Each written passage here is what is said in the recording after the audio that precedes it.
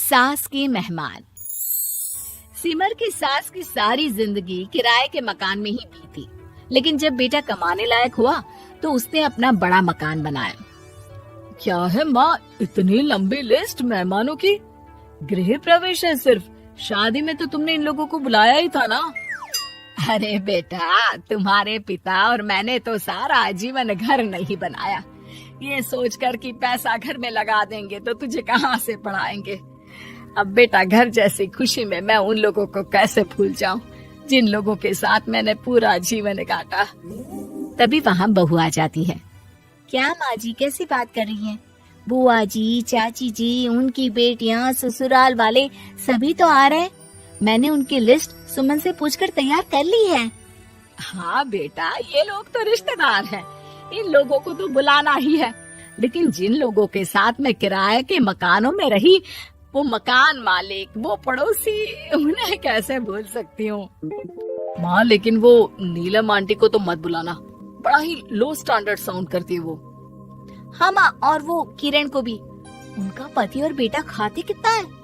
और नहीं तो क्या, शादी में भी 2000 रुपए वाली प्लेट में दनादन खा रहे थे। माँ कुछ नहीं बोलती, कमरे में चली जाती है। तुम्हारी माँ के तो चोचले ही अलग है, न जाने लोगों को क्या बताना चाहती हैं। अरे आस पड़ोस को तो ऐसे पूछ रही है जैसे कि रिश्तेदार। हाँ जानता हूँ माँ को, वो किसी से जुड़ती है तो दिल से जुड़ती है। वैसे बात करता हूँ उनसे। सभी अपने अपने काम में लग जाते हैं। सास को नींद आ जाती है और वो सो जाती है। लग रहा है कि गुस्सा होकर सो गई। कपड़े भी अपने बाहर फेंक कर गई हैं। बहू है ना, नौकरानी जैसी, कर लेगी काम। बड़बड़ करती बहू सास के कमरे में जाती है और कपड़ों को उनकी अलमारी में रखती है कि तभी उसके हाथ में एक एल्बम और कुछ खत लगते हैं। अरे ये क्या है? बहू एल्बम देखती है जहाँ नीलम आंटी और सास के साथ छोटा सा उसका सुमन खड़ा होता है। इनके बचपन की फोटो। वो सारी फोटो देखकर जब खत को खोलती है तो वो किरण का होता है। बहू खत पढ़ने लगती है।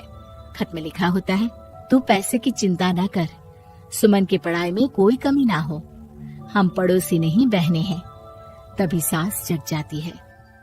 अरे बहू, क्या हुआ? कुछ चाहिए था क्या? बहू बात घुमा देती है। माँ जी, वो इनकी फोटो देख रही थी नीलम आंटी के साथ। कितनी सुंदर लग रही है ना आंटी? हाँ, दिखा तो जरा फोटो। बहू सास को फोटो देती है।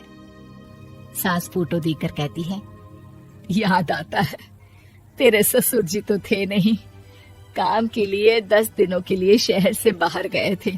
जब बेटा होने वाला था तब नीलम आंटी और अरुण अंकल ही थे। आंटी बेचारी रात भर मेरे साथ बैठी रही तो अंकल भाग भाग कर दवाई का इंतजाम कर रहे थे। बेटे के होने के बाद भी जब तक मैं घर नहीं आई मेरे पास ही रहे। रिश्तेदार तो आए थे मुंडन में 10 दिनों के बाद। बहू सुनकर खुश होती है। तभी नजर खत पर पड़ती है। माँ, ये किरण आंटी को आपने पैसे वापस कर दिए? हाँ, वो भी समझ कैसे कैसे किए मैं ही जानती हूँ। सुमन की पढ़ाई के लिए पैसों की जरूरत थी। रिश्तेदारों ने तो साफ बोल दिया था कि किसी होटल में काम पर लगा दो। कई लोग बर्तन धोने के साथ पढ़ाई करते हैं, लेकिन किरण आंटी, उन्होंने अपने बुढ़ापे के लिए बचाए हुए पैसों को सुमन की पढ़ाई के लिए दे दिए। यानी कि आज ये जो कुछ भी है वो किरण आंटी के कारण ही ना? हाँ बहू, ऐसे ऐसे पड़ोसी हुआ करते थे जो किसी रिश्ते के नाम से नहीं बल्कि अपनेपन से भरे थे। फिर सास का बोलने का रुख तीखा हो जाता है। और फिर भी देख, सुमन इन लोगों को भी नहीं बुलाने दे रहा है। माँ, मैं बात करती हूँ, ये लोग सिर्फ आएंगे ही नहीं, हम लोगों के साथ रुकेंगे भी घर में, रिश्तेदारों की तरह। सास बहू बेटे से पूछकर एक एक घर जाकर पड़ोसियों को एक दिन रहने का न्योता दे आते हैं। और फिर वो दिन भी आ जाता है जब घर में गृह प्रवेश होता है। अरे हम लोगों का कमरा कहाँ है? बड़ा कमरा देना हम लोगों को, खुला खुला। सुमन परेशान हो जाता है कि वो क्या करे, कहाँ किसका सामान रखे, कि वहीं किरण पड़ोसन आ जाती है। अरे सुमन, परेशान ना हो बेटा, हमारे कमरे में रख दो उन लोगों का सामान, हम तो तेरी माँ के साथ ड्राइंग रूम में एडजस्ट हो जाएंगे। और हमारा कमरा कहाँ है? सुमन, जरा सामान कमरे में तो रखवा दो। अरे ये क्या, मेरे कमरे में तो सफाई ही नहीं है। अरे बता देती सुमन, हम कहीं और रह लेते। तभी वहाँ नीलम झाड़ू लेकर आ जाती है। अरे बबली दीदी कैसी बात कर रही है, चलिए मैं साफ किए देती हूँ कमरा। वहीं मामी जी भी आ जाती हैं। अरे सुमन दीदी, सबसे छोटा कमरा हम लोगों को ही देना था क्या? मायके की कोई परवाह नहीं है। वो मामी जी, किरण आंटी और नीलम आंटी की फैमिली एक ही कमरे में है ना, तो इसलिए आप और मामा दो ही तो लोग हैं। तो मामी तो बहू के मुंह से ये बात सुनकर गुस्से से लाल पीली हो जाती है। अरे वाह जी वाह, बहू की जुबान तो देखो कितना बोल रही है। इतना बोलने वाली बहुएं भी होती है क्या? अरे रहने दो, जब मेरी बहन ने ही मेरे बारे में नहीं सोचा तो किसी और से क्या उम्मीद करें। दोनों सामान पैक करके घर से निकल ही रहे होते हैं कि नीलम आ जाती है। अरे राकेश भैया, मैं भी सुमन की तरह ही तो हूँ। आप तो हम लोगों को इतने साल से जानते हैं। हाँ, तुम लोग तो मेरी बहन से चिपकी रही गोंद की तरह। खैर कोई बात नहीं, रहो बड़े कमरे में। तभी अरुण वहाँ आ जाता है, जो नीलम का पति है। अरे अरे भाई साहब, थोड़ा तो वक्त दीजिए, हम सारे छोटे कमरे में शिफ्ट हो रहे हैं। सारे पड़ोसी छोटे कमरे में चले जाते हैं और मामा मामी बड़े कमरे में। बहू चाची के कमरे से बाहर निकल रही होती है कि देखो कैसे बड़ा मकान बनाकर इतरा रही है। अरे जब हम लोगों ने कहा था कि घर बनवा लो, तब तो लड़के को पढ़ाने की पड़ी थी। इतना पैसा रखी थी, महंगे कॉलेज में पढ़ाया, तब बात मानी होती तो सस्ते में मकान बन जाता।